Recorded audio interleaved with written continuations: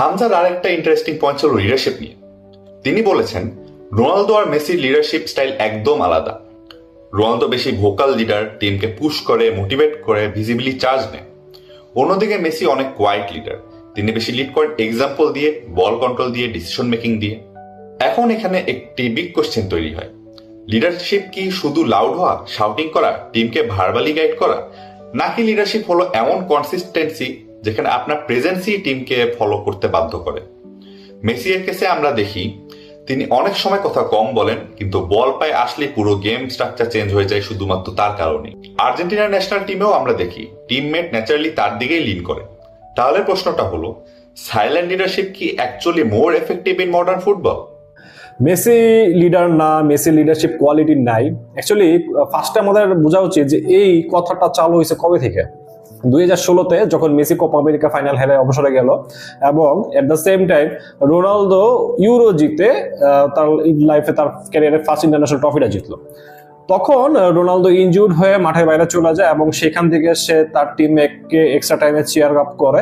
ওই chair up করে Portugal extra টাইমে গোল পায় এবং আলটিমেটলি ওইটা থেকে ট্রফি জিতে।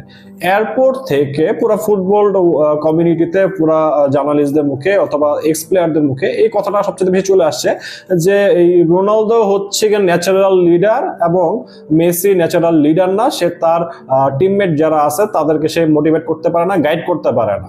ওইখান থেকে কিন্তু এই কথাটা ফেমাস হয়ে গেছে যে মেসির মধ্যে কোনো লিডারশিপ কোয়ালিটি নেই। এখন এটার আমি এক্সপ্লেনেশনটা দুইভাবে করি। ফার্স্টে একটু বুঝাই যে লিডারশিপ জিনিসটা অ্যাকচুয়ালি কি, তারপর একটু আমি বাকি স্টোরিতে যাব।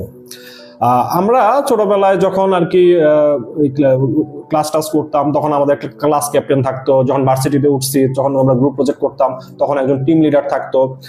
তারপরে আমরা যখন মাঠে খেলতে দিলে যেতাম তখন একজন ক্যাপ্টেন থাকতো। তারপর আমরা যদি কোনো জবে ঢুকি তখন দেখতেছে আমাদের কোনো সুপারভাইজার আছে, কোনো সিনিয়র ম্যানেজার অথবা বস আছে। তো আমাদের কি করতে হইতো, ওই যে ক্যাপ্টেন, লিডার, বস, ম্যানেজার এই লোকগুলার ইনস্ট্রাকশন আমাদের ফলো করতে হইতো। আমরা এদের কথা শুনতে বাধ্য থাকতাম। এখন বাই সামহাও যদি এই পার্সনগুলা যদি তার ক্যাপ্টেন্সি হারাইতো, তার লিডারশিপ যেই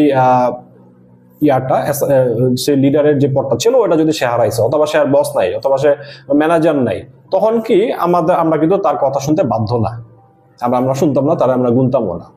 বাট লিডার ব্যাপারটা হচ্ছে এরকম যে সে অফিসিয়ালি আমার বস, আমার সুপিরিয়র অথবা আমার ক্যাপ্টেন হোক বা না হোক, সে যেটা বলবে সেইটা আমি অবশ্যই করব এবং তার ভালোর জন্য যেটা হয় সেটা আমি করব। তারে আমি চোখ বন্ধ করে ট্রাস্ট করব। সে জাস্ট আমার ক্যাপ্টেন, অফিসিয়ালি আমার ক্যাপ্টেন, অফিসিয়ালি আমার সুপিরিয়র, আমার ইনস্ট্রাক্টর, এর জন্য আমি তারে ফলো করব না। আমি তারে রেসপেক্ট করি, আমি তারে ট্রাস্ট করি এবং এই কারণে সে আমার যেটা বলবে সেটা আমি অবশ্যই করব। এবং সে যদি সামহাউ নিজে ফেল করে তারপরও তার যে ইনস্ট্রাকশন ছিল, সে যেটা করতে চেয়েছিল সেটা আমি করব। এখন মেসি এবং আর্জেন্টিনার কথায় আসি। মেসি আর্জেন্টিনাতে 3টা জেনারেশন পাইছে। প্রথম জেনারেশনটা ছিল একদম শুরুতে জেনেতি, আয়ালা, রিকুয়েলমেন্টের জেনারেশন, যারা ছিল মেসি থেকে সিনিয়র। এদের কাছে মেসি জাস্ট একজন ইয়াংস্টার, একজন ইয়াং টিমমেট। তারপরে ছিল Di Maria, Aguero, Higuain, Tevez.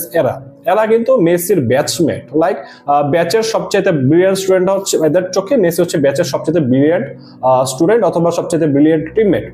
But এরপরে যে জেনারেশনটা, মানে এখনকার যে জেনারেশনটা, এই যে ডিপল, পারেদেস, তারপরে লাউতারো, আলভারেস, এরা কিন্তু মেসির অ্যাকচুয়ালি আমাদের মতো মেসির ফ্যান বয়, অথবা আমরা যেরকম মেসির ভক্ত সেরকম।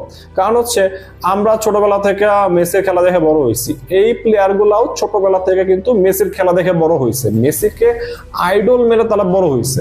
এবং মেসি যখন তারা যখন মেসির সাথে এই ড্রেসিং রুম শেয়ার করতেছে, তখন কিন্তু মেসির প্রতি তাদের যে ফিলিংসটা সেটা কিন্তু জাস্ট একজন সিনিয়র টিমমেটের না, তারা তাদের আইডলের সাথে ড্রেসিং রুম শেয়ার করতেছে, এরকম একটা সেন্টিমেন্ট নিয়ে কিন্তু তারা মেসির সাথে ড্রেসিং রুম শেয়ার করে।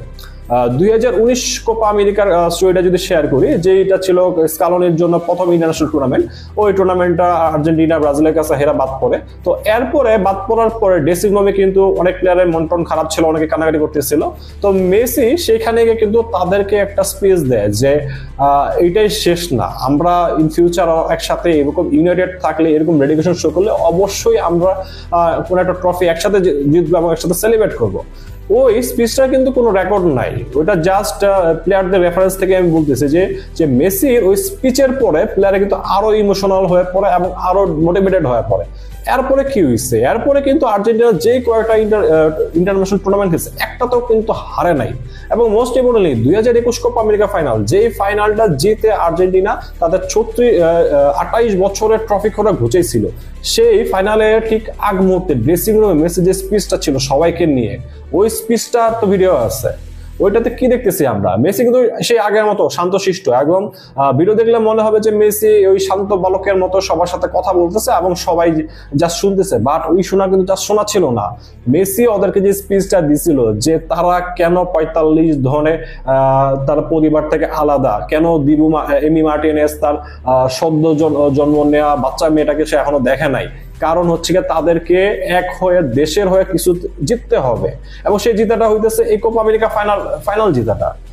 এবং মেসির এই মোটিভেশন স্পিচের পরে প্রত্যেকটা প্লেয়ার কিন্তু তাদের সেরাটা দিচ্ছে এবং 28 বছর পরে আর্জেন্টিনার ট্রফি কিন্তু তারা নিশ্চিত করছে।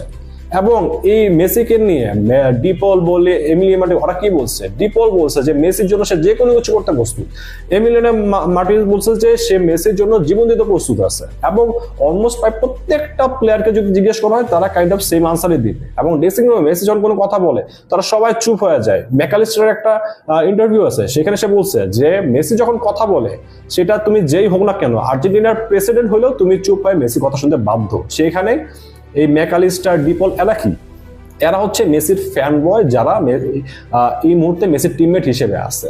তারা মেসিকে তাদের লিডার না, তাদের আরো অনেক লিডার থেকে যদি বড় কিছু হয় সেটা তারা মনে করে।